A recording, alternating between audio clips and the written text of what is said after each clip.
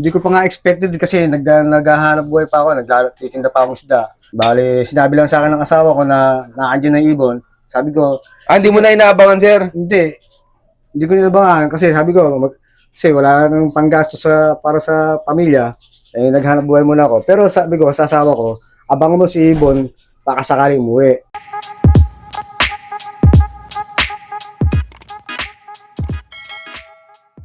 Magandang umaga mga kalapatids. Ako nga pala si Christopher Guevara ng Pigeon Pansier ng bayan ng Superstar Santa Cruz, Laguna. Yun, syempre, bago ulit natin simulan tong video to, sir. Maraming salamat po sa pagpapaunlak ng mga pag-love pieces tayo. Tapos, syempre, shoutout sa Kalapatid Speeds at kay Boss Ronald. Tapos, sir, pwedeng malaman ano nung naging achievements mo nitong katatapos lang na karera. Siyempre, masaya. Hindi natin akalain na uwi ng ibon natin. Siyempre, masaya. Hindi ko rin akalain na solo ko lang pala yung Laguna Survivor. Akala ko meron na akong kasabay na hindi ko na-expected na ako lang palang makapagpapawin. Tapos, sir, pwedeng maipasyal mo kami sa loop mo. Pwede naman, sir. Yun, tara, samahan nyo kami mga Kalapatids. Let's go. Hello kalapatids, welcome kayo sa aking kahit lumang loob, okay pa rin sa akin yan. Ito mga Kalapatids. So, may ilang taon na tong loop mo, sir? Tagal na, mga 10 years na. 10 years, 10 taon. Pero gaano katagal ka na nag-iibon, sir? Balik akong 2017 eh. Dati nag-iibon akong 90s, nag-iibon kami nila. Shoutout kay Mirlo, kay paring Ian, kay Andrew Laba. Ay, yung mga kasabahay mo, sir. Eh, tumigil ako ng mga 2000. Kamusta naman yung unang sabaw po sa karera, sir, nung nagbalik ka sa pag-iibon? Ay nakakuha naman tayong achievement na sa palaro ng SCLPC kay Dabe. Nakakuha naman tayong achievement na 5th overall tsaka 10 overall. Ayos, ang ganda ng pagbabalik mo, sir, sa pag-iibon, no? Saan galing pala mga ibon mo, sir? Kay parang Ian Narvades. At yan, ang mga bloodline mananalo mo dito, sir? Bali kay Deng Cabial tsaka Black Diamond tsaka Battenberg. Yun na yung ginawa mo ng baseline pati, sir. Yan, sir, pwedeng masilip yung loob ng loop mo, sir. Sige sir. Ito mga kalapatid, silipin natin yung loob ng loop ni sir. Yan yung mga kalapatid, napakasimple lang, oh. Ayan, talagang wala nga sa kulungan yan. Tapos, sir, pwede po palang malaman ano nang mga naging achievements mo dati pa? Noong 2017, yung sinasabi ko kanina na nag-5th overall ako tsaka 10 overall sa Santa Ana, Cagayan. Pagdating ng 2018, nagkaroon din ako achievement kay Berlon Enriquez, SLPU Club. Nag-Daybird Tacloban din ako, lahi din ni Mutya. Tapos mga ilang taon, napatigil ako. Tapos hindi ko natutukang ibon. Tapos nung nagbukas ang Ulpa number 5 na palaro ni Sir Chris Camatoy na nag-champion ako ng pan race. Unang palaro ni Sir Camatoy, nag-champion ako ng pan race. Kapatid din niya, si Lengba, ang pangalan niya. Tapos ito na nga, itong huli, Solo Survivor. Yan, congrats kay sir. Tapos ito lang gamit niya mga kalapatid. So, simula dati, sir, ito na gamit niya, sir. Honey lang, tsaka B12. Tinan nyo, nakapagpa-Tacloban Daybird na siya. Tapos, naulit niya ulit yung Tacloban. Ilang day pala bago mo sir? Bali, alpas ng Sabado. Tapos, Sunday na mga bago mag-11, nandiyan na si Ibon. Bago mag-cut off. Second day pala mo sir, no? Kaya, congrats kay sir. Tapos, sir, pwedeng masilip yung loob ng loop mo. Ito. Buti sir, hindi kayo nahihirapan magturo dito ng young bird. Hindi naman. Medyo nahirapan. Eh, siyempre, malalim kasi ito eh. Malalim mga kalapatis, may puno pa. Puno, may lalim. Tuturuan ko sila sa labas. Nasaan pala yung winner mo, sir? Sir, ito. Yun, sir, pakikuha nyo nga po. Ito mga kalapatis, nakamotivate pala.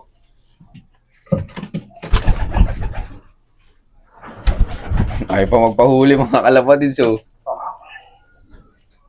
Anong bloodline nan, sir? Black Diamond, sir. Ito mga Tsaka kalapatis, so. Deng Cabial.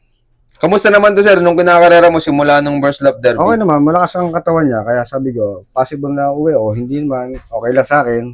Tapos, sir, anong ginawa mong preparation bago ikarga yan ng last lap? Ano to? Monday, bawang ako. Bawang, sibuyas, oregano, honey. Lalaga ko lang. Pagdating ng Martes, B12 lang. Pagdating ng Merkules, plain water. Huwebes, power pills. Yun lang sa akin. Yun yung mga kalapatids, ang bait ni sir, sinare niya yung kanyang mga ginagawa tuwing Monday hanggang bago ikarga yung kanyang ibon. Tapos sir, gaano ka kasi nung dumating yan yung galing last lap? Hindi ko pa nga expected kasi naghahanap buhay pa ako, nagtitinda pa akong isda. Bale, sinabi lang sa akin ng asawa ko na naandyan na ibon. Sabi ko, Hindi mo na inaabangan sir? hindi ko inabangan kasi sabi ko, kasi wala nang panggastos para sa pamilya, eh naghanap buhay muna ako. Pero sabi ko sa asawa ko, abangan mo si ibon, baka sakaling umuwi. Eh nung umuwi, sinunod sa akin yung sticker. Pagka-send ko sa sticker, tsaka ko sinunod sa Kubo Pro. Tapos sir, anong reaksyon niyo sir nung nalaman yung ikaw lang nag-lock sa Survivor? So, masaya. Siyempre, ako parang nakakapagpaklak. Ang expected ko, marami nang nag-clock. Kasi, 13 na lang kami naglalaban. Kasi hindi ako natingin sa Kubo Pro eh. Nung tingnan ko lang nung ako nag-send, ako pa lang pala nagka-clock. Ay sabi ko ba, possible pa pala tong winner, solo. Di anong reaksyon ni Mrs. niyo sir nung binalita niyo na ikaw pa lang nakapagpa-clock? Ay natataranta. Eh sabi ko kasi, Cheng, yung ibon, iso-showbird daw kay Sir Chris. Kailangan may showbird dyan kasi kailangan naka-showbird ng ibon. Iso-showbird kay Chris, kaya itakbo mo yung ibon. Hindi niyo po sinamahan, sir? Sinamahan ko, galing ka akong pila, dumiretso na ako kay Boss Chris. Pauwi na ako noon sa pagdala ko ng isda. Yan, tinan niyo mga kalapatids, so. Ang laking blessing nan sa inyo, sir, no? Sir. Kaya maraming salamat dito kay Mutya. Mutya pala na ibigay yung pangalan, sir. Kay Mutya. Ito mga kalapatids, so. Ano to, sir? Binigyan niyo ng asawa bago May asawa to, sir. last lap? Yung asawa niya ito, nung umuwi, namatay. Saan lap namatay, sir? Dito na, sir. May sakit na rin siya. Binuod ko lang kasi baka mamaya mahawa. Pero bago sa ikarga, malakas pa siya. Bigla na lang siyang nanghina. Baka na heat stroke, sir, no? Oo nga. Hindi kaya. Kawawa mga kalapatids, so. Kahit pala walang asawa siya bago wala na yung asawa nung ikarga mo ng last lap. Pa. Meron pa. Meron pa. Kailan namatay yung asawa nan? Di umuwi siya, mga 3 araw, namatay. Pero nakabukod niya asawa niya kasi nakita ko payat na. Anong balak niyo na sa ibon na yan, sir? Ay, siyempre, di akin na muna to. Tip ko muna. Eh, wala na tayong magiging linya dito kung mawala man sa atin to. Pero yung magulang niya, nasa inyo Nasa pa, pa sir? magulang nito? Yun, sir, hindi niyo na pagpapalitin ng pares. Ay, hindi na. Yun na yung parang niya dito, sir, golden pair. Yan, congrats kay sir. Tapos, sir, tingin mo, ano yung pinakang importante sa pagkakalapati para manalo? Lakas na lang loob. Pagka mahihinaan. Ganyan ang sa pag-iibon. Kaya, lagi kang positive. Na sabihin mo, uwi at uwi ng ibon natin. Hindi kailangan hindi uwi.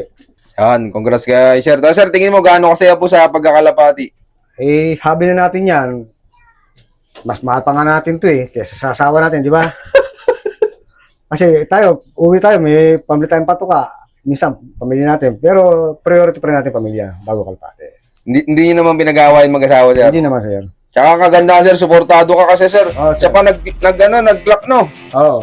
Muli po ako si Christopher Guevara ng Pigeon Fancier ng bayan ng Superstar Santa Cruz, Laguna.